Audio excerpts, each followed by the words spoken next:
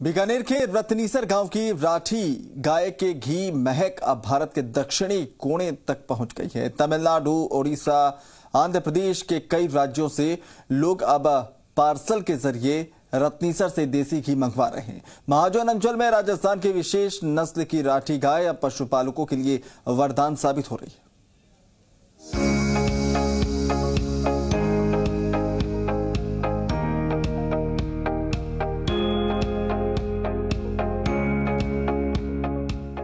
गाय का नाम आते ही जहन में प्यार दौड़ने लगता है, सीधापन झलकने लगता है, मन दूध और घी की खुशबू से महकने लगता है। पश्चिमी राजस्थान की सुप्रसिद्ध गायों की नस्ल राठी गाय के घी की महक अब देश भर में फैलने लगी है।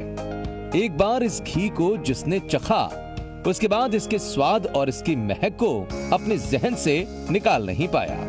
आज आंध्र प्रदेश, तमिलनाडु, केरला, इसके साथ भारत के कई राज्यों में इस घी की मांग बढ़ती जा रही है। ये घी 1000 प्रति किलो की दर से बेचा जाता है। डाक खर्च अलग से लगाया जाता है।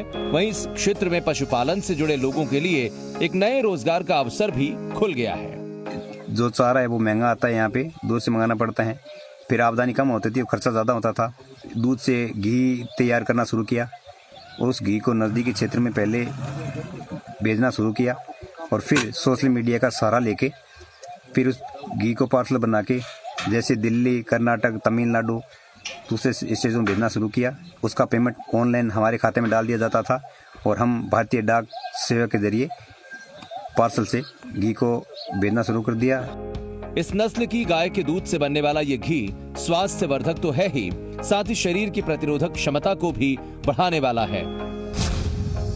महाजन फील्ड फायरिंग रेंज में युद्धाभ्यास के लिए आने वाले सेना के अधिकारी और जवान इस घी के इतने मुरीद हैं कि यहां से जाने के बाद भी डाक पार्सल के जरिए पशुपालकों से ऑनलाइन घी मंगवाते हैं। ऑनलाइन बैंकिंग सिस्टम ने पशुपालकों की कमाई को बढ़ाने का काम किया है।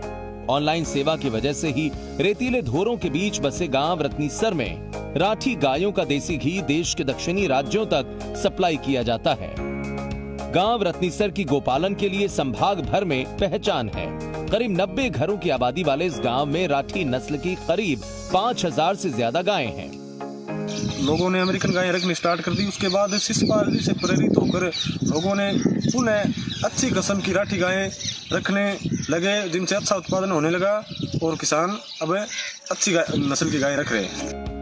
डिजिटल बैंकिंग और सोशल मीडिया ने रेगिस्तान के सुदूर गांव को जो नई पहचान और आय का साधन दिया, उससे कहीं न कहीं प्रधानमंत्री मोदी के आत्मनिर्भर भारत का सपना सच होता नजर आ रहा है।